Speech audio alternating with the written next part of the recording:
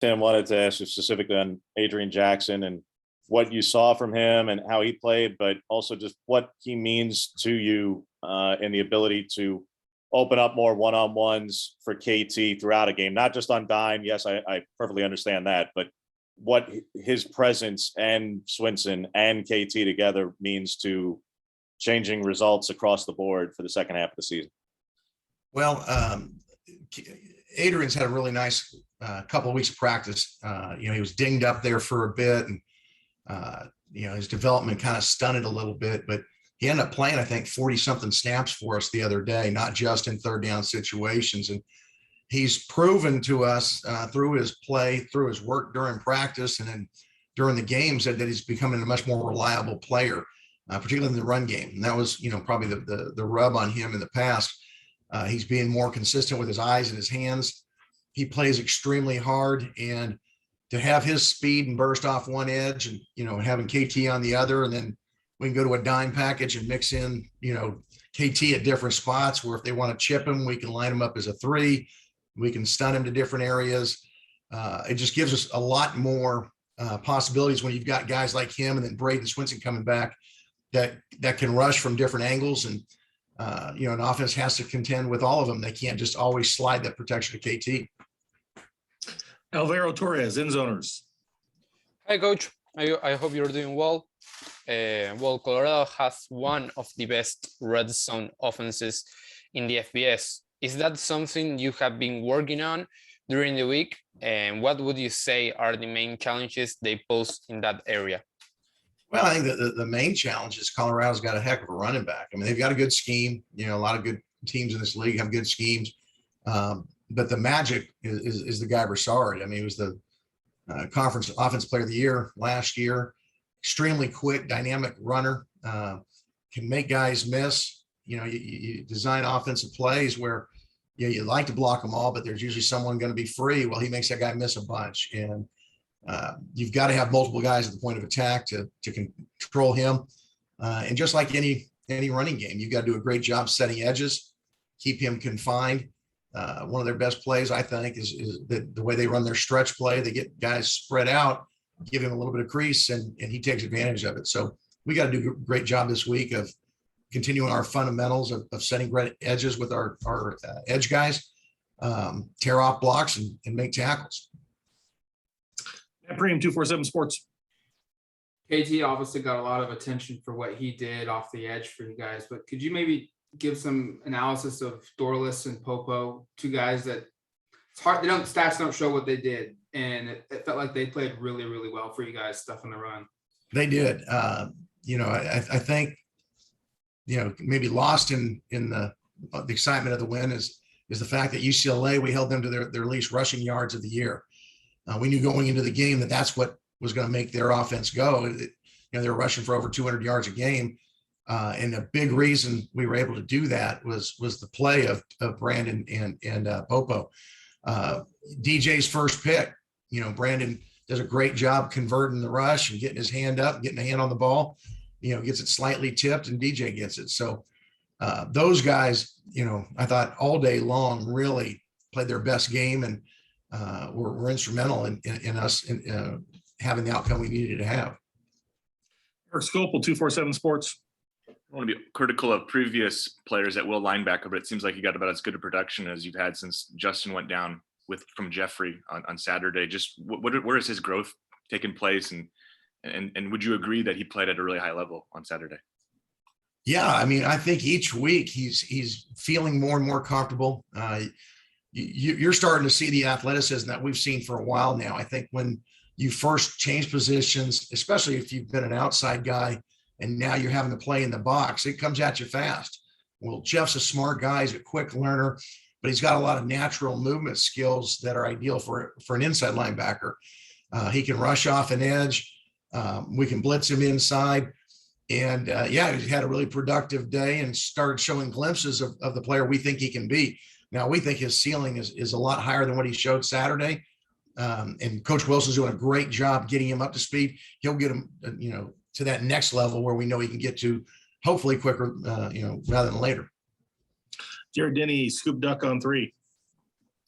Hey, Tim, with DJ James, obviously a couple of really big plays that are going to show up on the highlight reel, but what was your general evaluation of his play and how have you seen him kind of progress over the last few weeks? Yeah, no, I was really pleased with how he played. Going back a couple games ago, at the end of the Stanford game, he was disappointed in how he played. And he committed himself to, correcting that and, to make the big plays at the right time, especially particularly that last drive. Our corners had to make plays, and both he and McKeel both stepped up big times and played a ton of plays. Because of their tempo, it was hard to get guys off the field and sub people on and off. They had to weather a lot of storms, and I thought they both did a really nice job. James.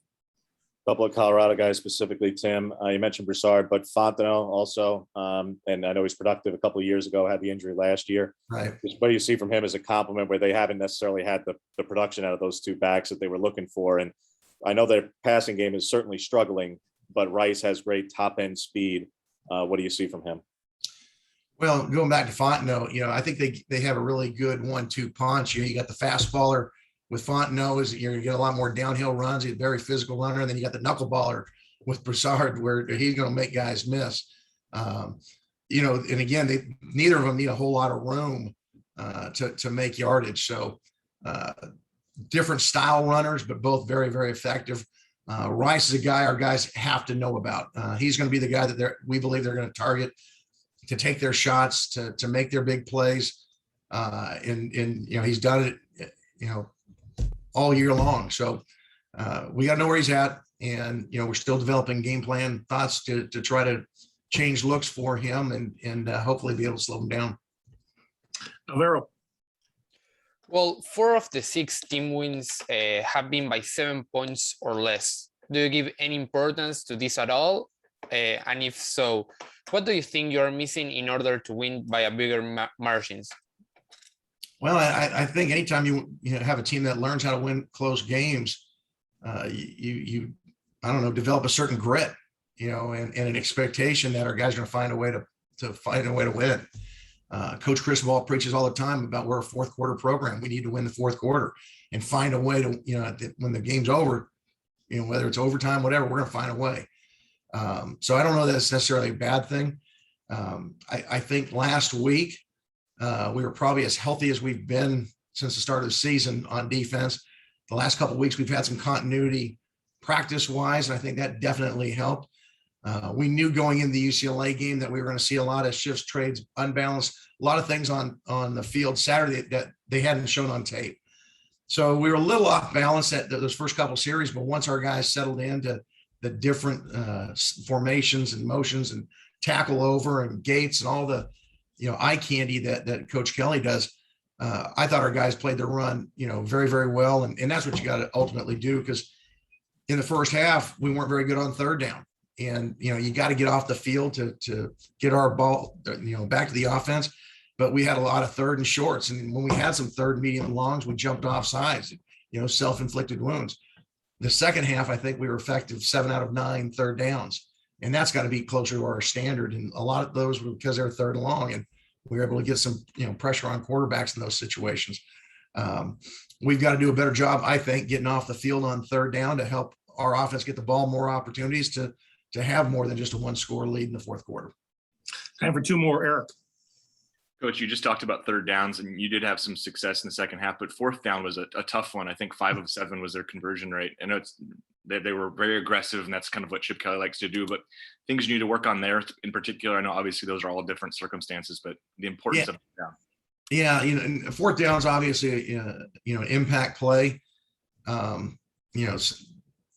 Sometimes they out execute you. We had a situation in the third quarter where we go up a couple scores, they're on their own end, it's 4th and 2, and sometimes you got to give the kid credit. We had 2 guys to make a play on DTR, and we should have done a better job of leveraging outside and inside, and we had both guys run outside, and that's something that we work on weekly is our tracking angles, understanding when you have a buddy tackle situation like we did, where to leverage the football. And it's just a matter of defining those instances for our players, putting them in practice situations so that hopefully on games when it counts, they leverage it the right way. But even had we leveraged it the right way, that kid was playing kind of possessed at that time. Later on in the fourth quarter, we've got two of our best football players in KT and Noah. We got him dead to rights on a sack, and he makes those guys miss. So you just got to keep drilling the fundamentals, keep working on it. Our guys know how important fourth down is.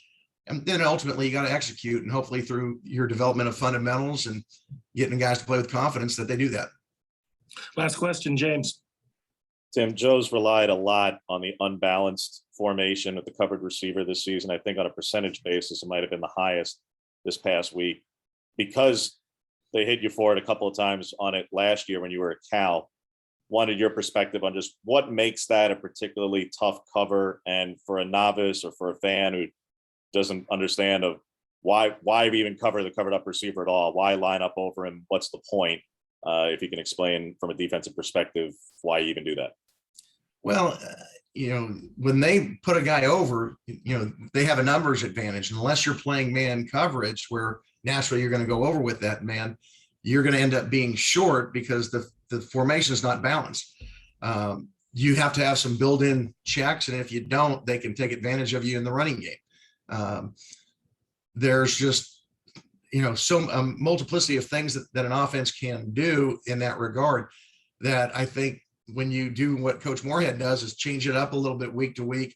Your guys know it's a check, but they haven't seen it. Coach Kelly does a good job with that. And I don't know if you noticed, I mean, they'll go tackle over, they'll go unbalanced where, on the backside, there's still a tight end where a tackle would normally line up. That's a different version. It looks the same from the stadium. But when you look at it, the guy's actually eligible.